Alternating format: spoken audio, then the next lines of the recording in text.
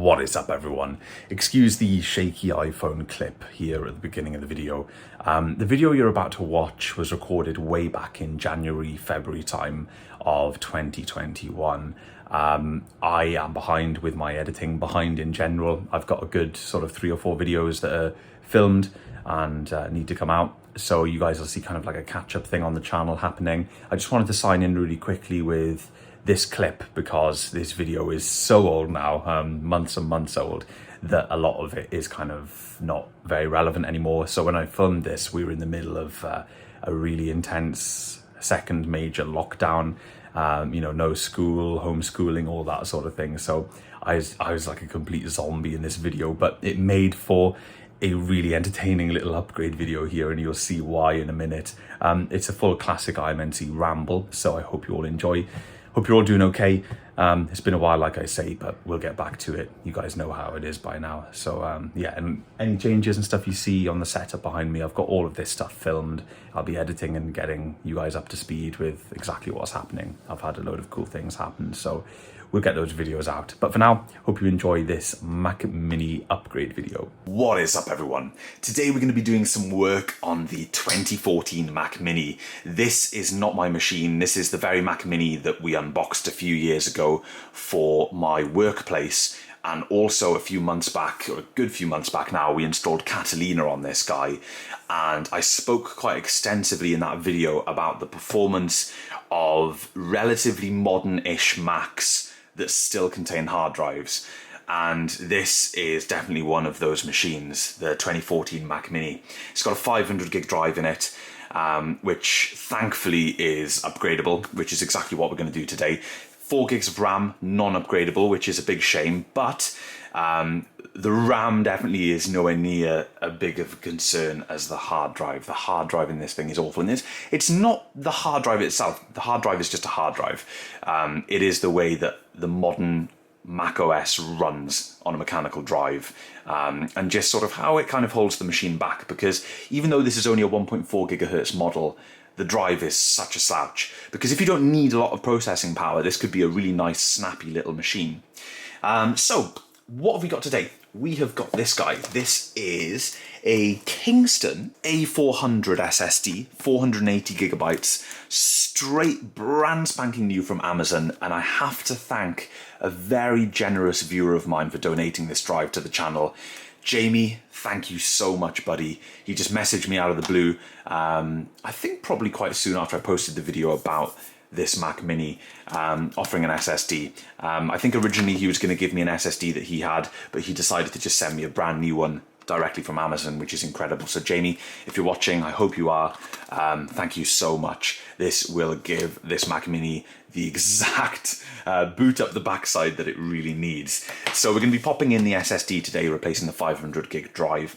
And like any of these videos, if you're new to the channel, you've stumbled across this video, you're looking for some kind of tutorial, definitely click off, look for a different video. This is going to be all ramble, loads of pointless information, not straight to the point whatsoever. So I recommend going to watch a proper video. This is just going to be me rambling away. So let's dig right into it. Let's do the opposite of ramble away and dig straight into it. So the other day we were checking out the 2012 Mac Mini, as you guys saw. It's now in my surfer rack, doing really well. Cool thing about that one is you've got the little twisty plate on the bottom. They've done away with that completely with these, so you just have to pry it open. So we've got a little pry tool here, quite a thin one, and we're just going to work our way around, kind of popping this guy off. I believe it's just sort of plastic clips. Yeah, there we go, there's one. And see what else we get. 2. And 3. Wonderful. Okay, wow, nice. So a little bit of dust in the machine there, and this machine has actually been running 24 hours a day up until the beginning of the first lockdown. So from when we bought it in maybe 2016, I want to say late 2016, so it's been running solid for a good 4 years, well, 3 to 4 years, 24 hours a day. This machine was purchased to run digital signage, to run a keynote presentation for digital signage, straight to a foyer display, big 50-inch LCD in my workplace. And it's been doing great. It's been really great for that. You know, a lot of people that may deploy a slightly different approach to digital signage may think that using an entire Mac Mini is kind of overkill for that, but it worked out really well for me because Keynote was a sensible solution because I know how to use it. There's no kind of additional subscriptions or any kind of different software to learn or anything of that nature, and I just bunged a Keynote presentation together and it worked really well. Obviously, the downside of doing that for a digital signage deployment is the fact that if you've got multiple displays, if you want to drive, say, 8 displays with slightly different content on each, you would need 8 Mac Minis. So it becomes expensive very, very quickly, and there's no easy way to manage and synchronize multiple Keynote presentations with just slightly different changes or whatever to reflect a different location. But for us, it was just the one TV. We've got another TV, but it's run by a completely different system for an entirely different purpose. So yeah, this worked out well. But actually, and this is where the rambling continues, it's not going to be used for digital signage going forward. I'm going to get a different Mac Mini for the foyer display, and I'm actually going to be using this as my sort of work machine, my office machine in work now, because our work circumstances have changed ever so slightly. I typically take my MacBook Pro on my back with me every single day to work, have done that for, well, since forever, but I'm now going to have a position where I can have a machine in work, and I'm going to use this machine because it's the only Mac on the premises and I want to use a Mac. So yeah, and we're closed at the moment anyway, so digital signage is really not a concern. So this is an even better reason to install the SSD. I'm actually going to be using this for day-to-day work. So, you know, lots of emails, lots of Excel, bit of web browsing, you know, that sort of thing. So we're going to need a bit of a tutorial for this one. Never done this before in a 2014 Mac Mini. My iMac up here is not currently hooked up, so we're going to use my MacBook Pro to look at the tutorial. That's quite a nice angle for you guys. We've got Torx TR6 screws in the bottom here, 2 different lengths. We're going to use our nice lid of the toolkit here to organise the cables. I'm going to try my hardest to do this from behind the camera, see how far we get. So we've got some really short ones. Let's keep a note of these lengths, put them in the separate compartments. I believe the other ones are going to be longer. Ah, no, these are shorter. Okay, cool. So you've got 3 small ones and 3 absolutely tiny ones. To give you guys a little demo of that, look at that. It's not quite as good as my ice cube tray, but my ice cube tray is full of little toys that I've got to try and fix. So we'll be using the lid for now. So we've got to flip up this antenna plate, still connected to the board. The antenna itself is still connected. Let's have a little look. Aha, there's the cable. So you've got quite a bit of length on that cable. Cool. And we need a T6 for that guy. Swap out our bit for the T6. This guy for that antenna cable here. Awesome. And it's got a tiny little washer on it. It's going to be way too small for me to try and get the video to show that.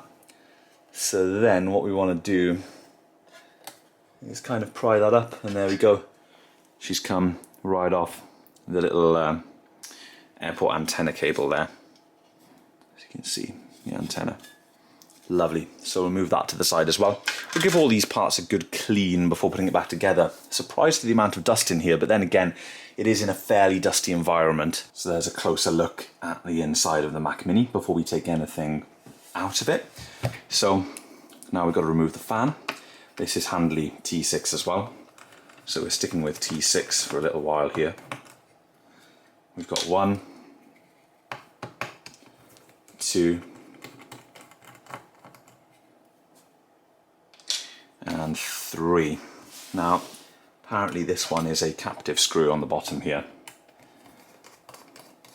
So just loosen this guy. Lovely. Aha. Maybe a little bit more loosen. A lot of people, well, I say a lot, I've seen it commented a couple of times on various repair videos on my channel. A lot of people ask me, why do I go and grab the screw or put my fingers near the bottom where I'm going to put the driver? And the reason being is because I use touch a lot to feel where I'm going. I'm not sure if everybody does this. I have seen people they can take a screwdriver straight into the top of the screw and undo it. For me, I just guide the driver into the screw and then I start to find it, and then I know where it is, you know. That's just how I do it. Let's have a little look. Okay, lift this guy out. Oh yeah, that's a long one there. So we need my little pry tool here again. Or possibly not. Let's see how this one feels. Yeah, we don't want to go too crazy on that. Bending the fan backwards isn't a really good idea there because the connector is right here, look. So we don't want to break that, obviously. Yeah, we'll lift that straight off. I sometimes find an accurate fingernail is a little more effective than trying to get a big sort of spudger tool in there. So there's the fan. Nice.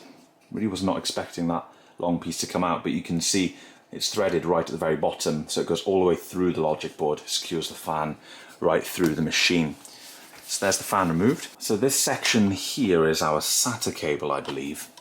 So we've got a little bracket over the top of it, it seems. Take out this next T6 screw with this beautiful, beautiful driver. So there's the ribbon cable removed. The next one to unplug is this guy here. This is the IR sensor cable. So with that connector freed, we are ready to unscrew the logic board, which is held in by this single T6 screw here. So let's get this guy out. There we go, another one of these long uns. Pop him up there. And now this is where our special Mac Mini tool comes into play. I bought one especially for this. You don't have to buy a tool. You can use all sorts. So all it is just a piece of metal just bent round in a specific shape of a specific size. There it goes into the Mini like that, as I guess like a little handle. Okay, so let's do it. Never done this before. This will be great because this is no doubt the first time I'll need to remove a Mac Mini logic board. Hope I've unscrewed everything. Okay.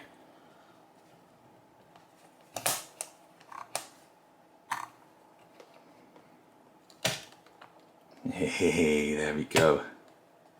Fantastic. So you've got to kind of angle it. That's interesting. Okay, sweet. So the power cable for the board is at the back here. We want to pull that. There we go. So that we can get the board out. Is that it for the tool now? Yes. Ooh. Okay, sweet. There is the Mac Mini logic board. Quite neat, isn't it? There we go. Nothing much to it. So, put that over there safely for now. Here's our drive. Here is the offending article. You can just see it in there, the edge of the hard drive. So we've got to remove the power supply. We have the little AC connector at the back here. And a little latch. Aha. How bizarre is that? Little AC power clip there. Not sure if that's meant to completely come out. I've kind of gone rogue from the guide, as you do. Let's see how this works then. Ah, lovely. The power connector twists. So we've got this lonely screw on the power supply. And then it should just slide straight out. Here we go.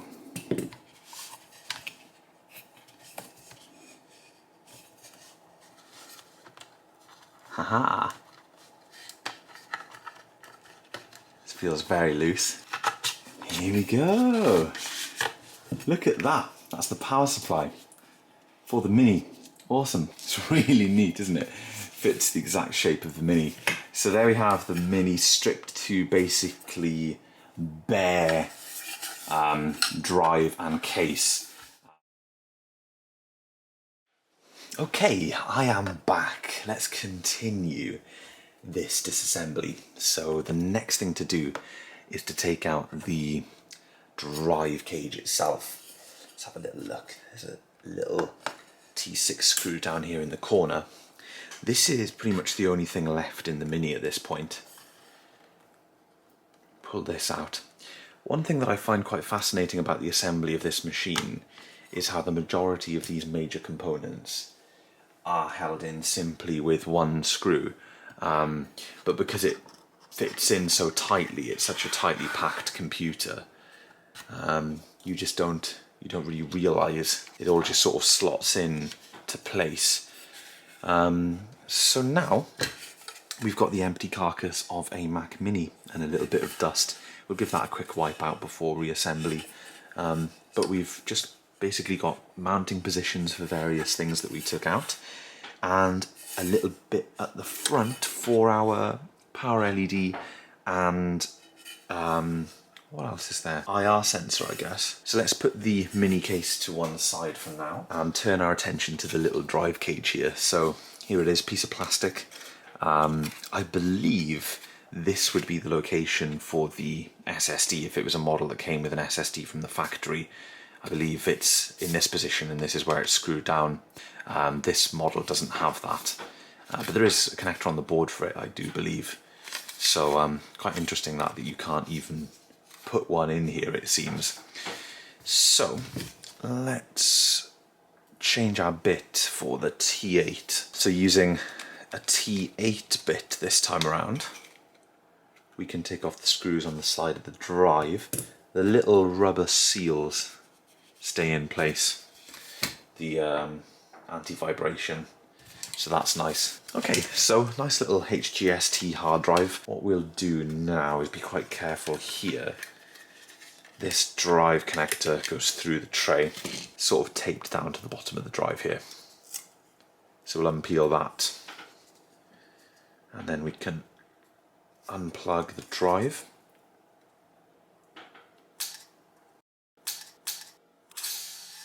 So I can't believe what I just did there. I just ripped the ribbon cable straight out of the drive connector. Ah, okay, cool. Look, there's an additional piece of tape at the back here that I didn't see. Should really follow the guides more closely. I just read over the guide quickly the other day when I filmed the first portion of this video. Should really follow it all along. Look at that. Absolute idiot. Absolute idiot. So what I've basically done, so there we go. That's how it's meant to pop off. Okay, so that's the SATA connector on the drive. And what I've done is I've ripped the ribbon cable straight out the top of the connector housing, completely out the top, with sheer brute force, and also slightly bent the pins, as you guys can see. So what a chuffing idiot, complete and utter idiot. Last time I did something like this, I broke the keyboard header off of the motherboard of a PowerBook G4 12-inch, and I was kicking myself for days after doing that. Now here, we're in a good situation because you can probably buy these. You can probably buy these really easily, and the fact that I am pretty confident that you can readily buy these cables is because I do believe if you've got an SSD only Mac Mini, I don't know if they would have come with one of these in the first place.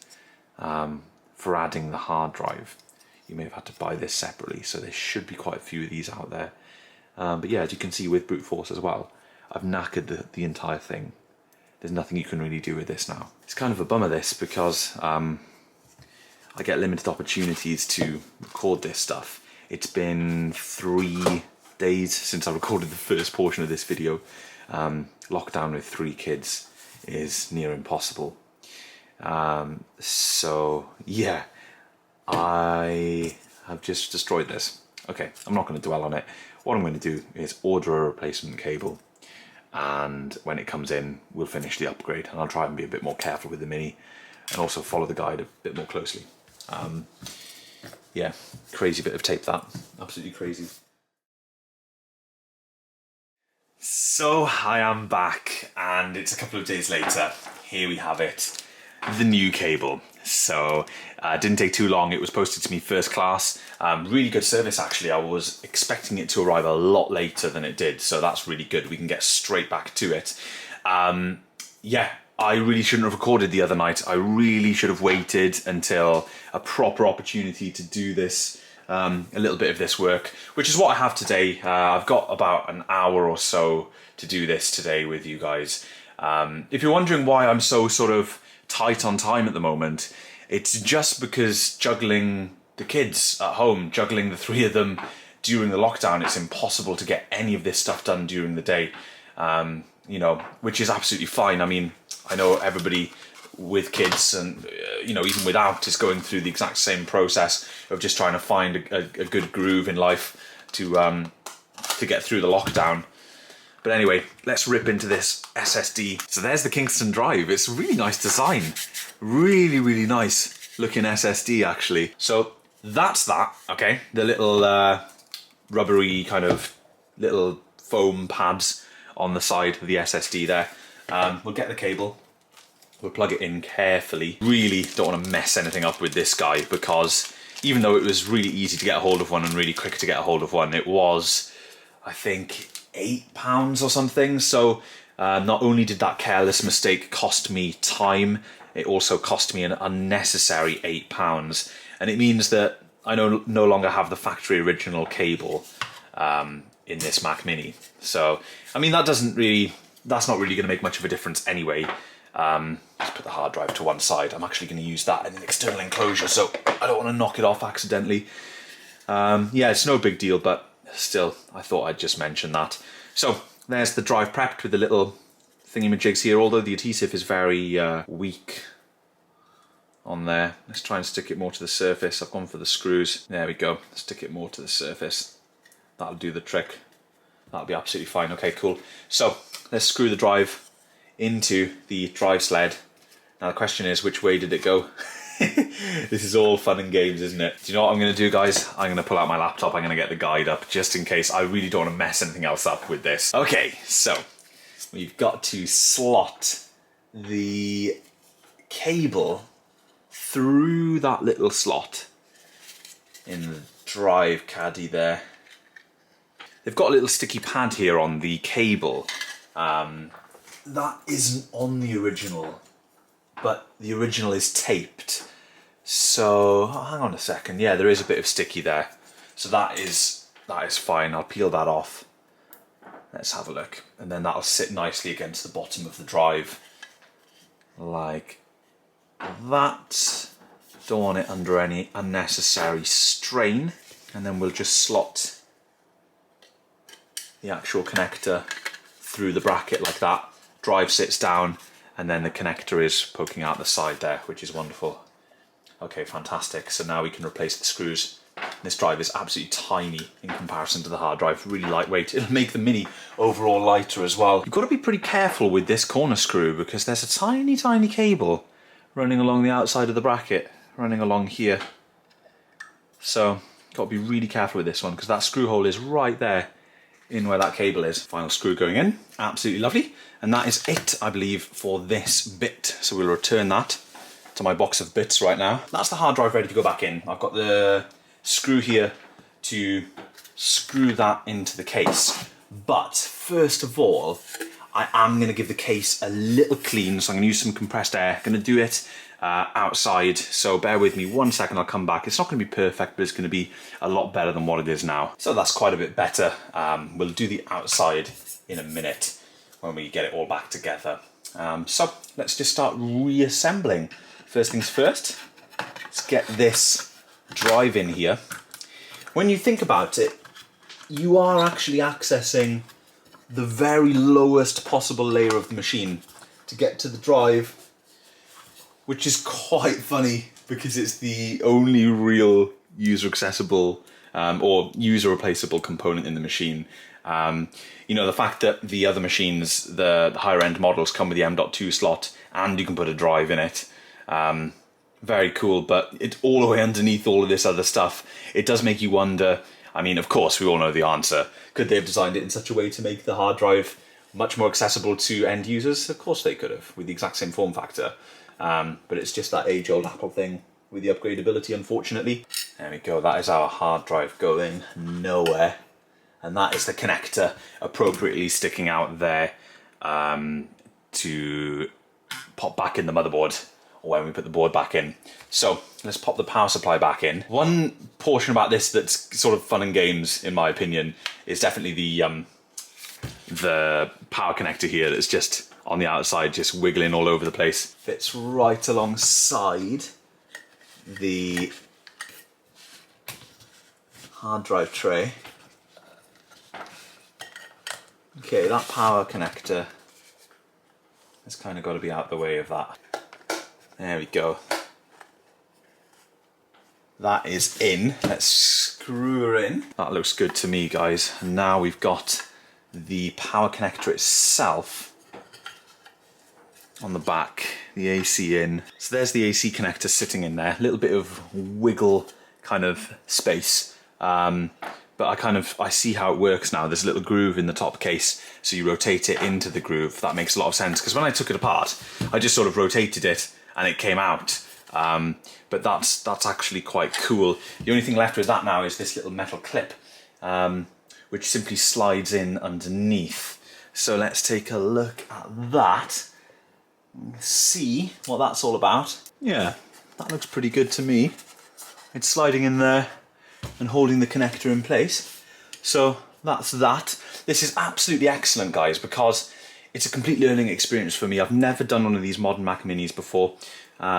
So I am really quite chuffed to delve in, because it'll mean that I'll be that much quicker and that much more confident delving in the future now. And of course I own one of these now. I've got a 2012 one. So if I ever want to dive in there and change a drive or whatever, then I've done this one as kind of a practice. Kind of funny that I'm practicing on one that doesn't actually belong to me, but that's absolutely fine. Okay, here we go. Let's slide the motherboard in and see how far we get with this. See how this is meant to feel. Try not to get anything caught.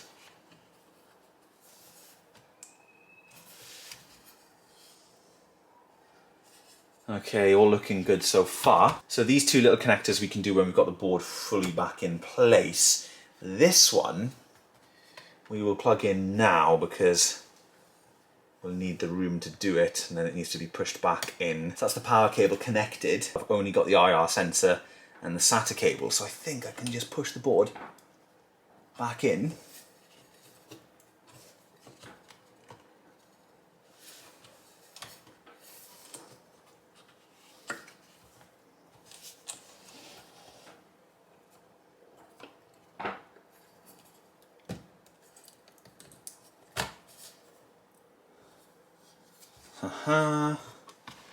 Okay.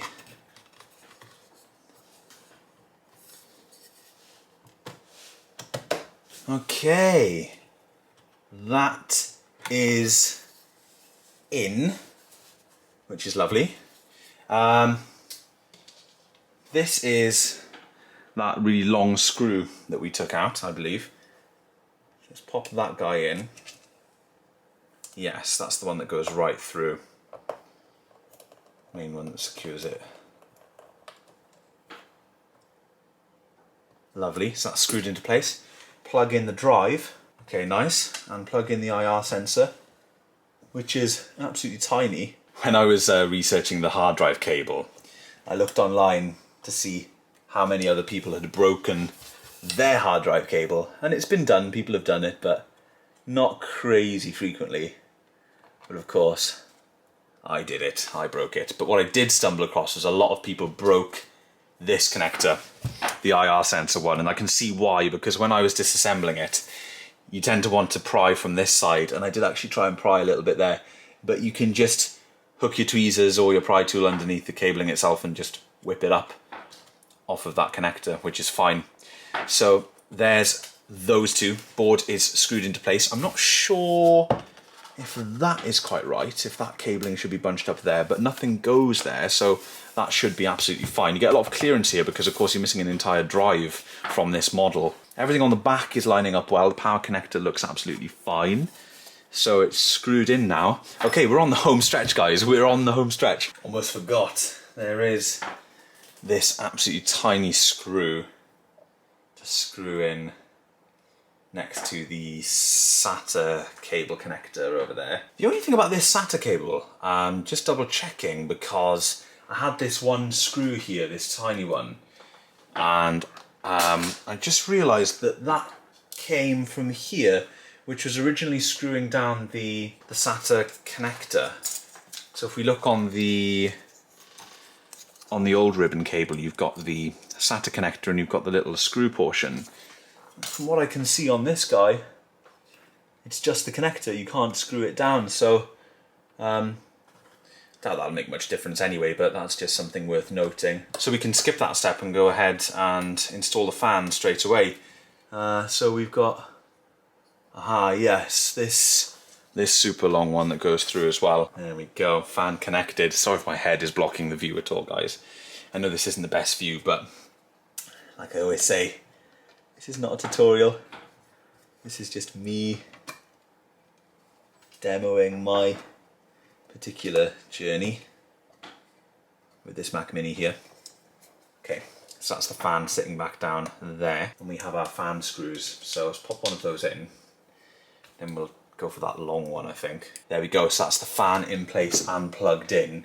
Cool thing is, that SATA connector is accessible from the side of the fan, so even though you can't screw this one down like you can the original, if it did happen to pop out, you can just whip the bottom off and pop it back in right there. So this portion here, this is where our airport antenna connects, and it screws there, which is the only remaining screw hole that you can see there. So this needs a bit of a clean. Okay, so that's a little better.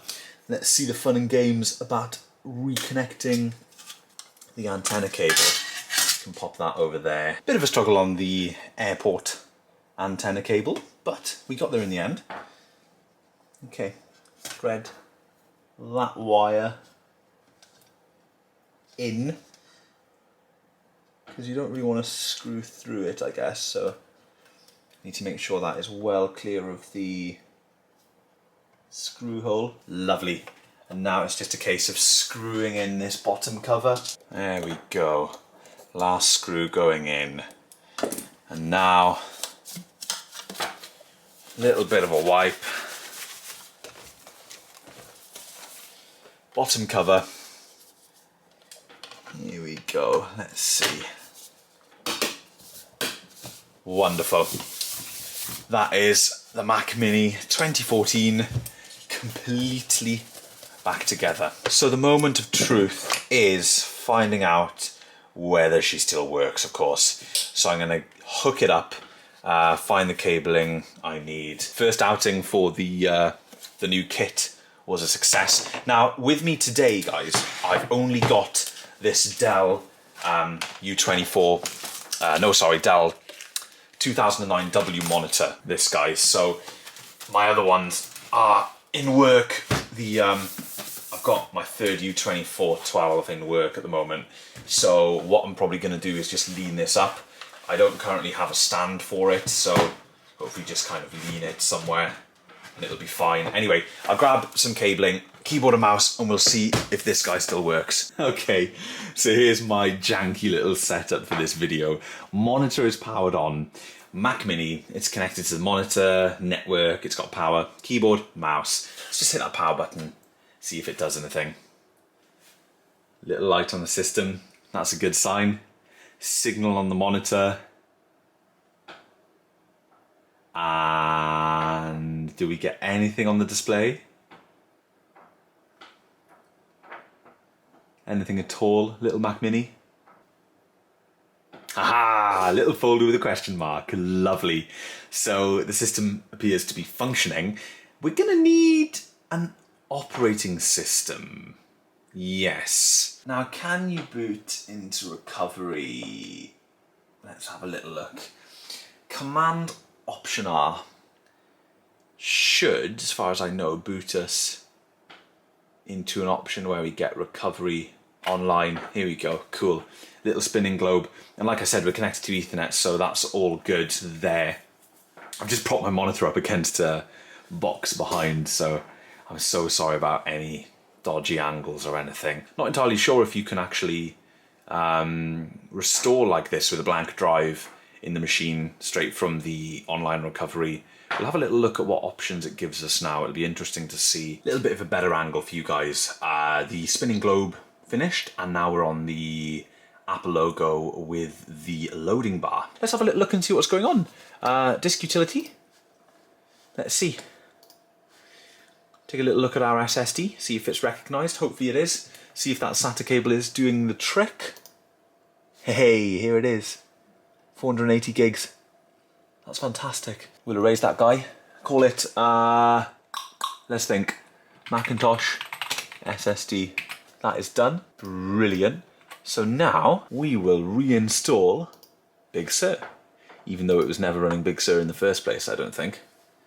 I think Catalina is as high as I took it previously. If anyone does have an old Mac Mini, well, I say old, 2014 model, 1.4 gigahertz, or any clock speed really, but I'd kind of aim for one of these lower end ones because I don't think I could really justify spending the money on anything quicker because I don't need CPU speed in these things. I do need a second one for work, and if it comes with a hard drive, even better because I can A/B it with this guy, which would be really cool. So if anyone's selling one, please let me know, send me an email or whatever, and we'll have a chat. I've seen a couple on eBay. I saw one on a Buy It Now for 210 and it was in perfect condition. And you know, it's kind of crazy to think, yeah, you're spending 210 quid on a 7-year-old Mac Mini at this point. But they really are holding their value when you look. It's actually not too bad. You know, it was only a few years ago you'd pay 200 quid for a 2009 Mac Mini. So, I mean, yeah, it's... Anyway, if anyone's selling one, then let me know. So it looks like the online recovery takes a long time. My internet has been mega slow today as well, so that's going to make it even longer. I need to restart my modem probably. We are up and running here on Big Sur on the Mac Mini. Absolutely lovely. I've had it running all morning. I've downloaded some files from my server to keep on the machine. 480 gigs, nice lot of space to me now. Usually I've only got 250 gigs to play with on an internal. That's what I've had on my MacBook Pro, and that's what I've got on my new Mac Mini, of course, the M1 Mac Mini. This guy, 480, pretty nice. So I've just been downloading applications, only a few from the App Store so far, just the typical, what do you call this, iWork suite. I don't even know if they call it iWork anymore, Pages, Keynote Numbers. Final Cut, you never know. Every now and again for work I need to do a little something to a video. Usually if I want to pop a trailer on some digital signage or whatever and I need to cut out, just cut the trailer up or something like that. Or sometimes do an alteration to some video content that actually needs to go out on the main screen. Anything, you know, it's just handy to have Final Cut on the machine, but obviously this is not an incredibly capable machine, so it's not going to be like a video editing Mac or anything like that, but it's just there, just in case. And Blackmagic, that's what we're concerned about at the moment. So I've just launched it, and let's see what we've got. I want to see what we have because this feels glorious. As you can probably tell, clicking around and that, it's really snappy. So let's have a little look what we get. And there we have it. Okay, you can see straight away. Up on the right, we've got over 450 megabytes per second. And on read, should top over 500. There we go. 517, 518 megabytes a second. So just to kind of demonstrate some speed to you guys on this machine now, we will launch a couple of standard applications. So popping into Safari, it pops up and loads fairly quickly.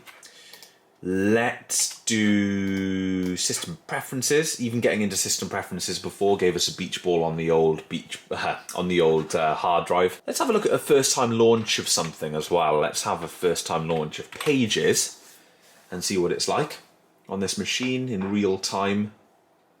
No edits, no cuts. Welcome to Pages, continue. And as you can see, plenty snappy enough. Very, very snappy indeed. So, you know, you've pretty much 5, 6, 7 times faster easily. I definitely need to get my hands on a standard configuration Mac Mini again to run some testing.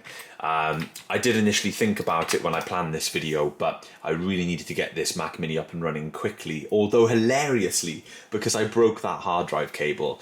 I could have easily done some testing and it would have taken the same amount of time as if I hadn't have broken the cable and done the testing. You know what I mean? So I could have done it essentially, but what we could do is make that a future video, because I definitely want to get my hands on another one of these.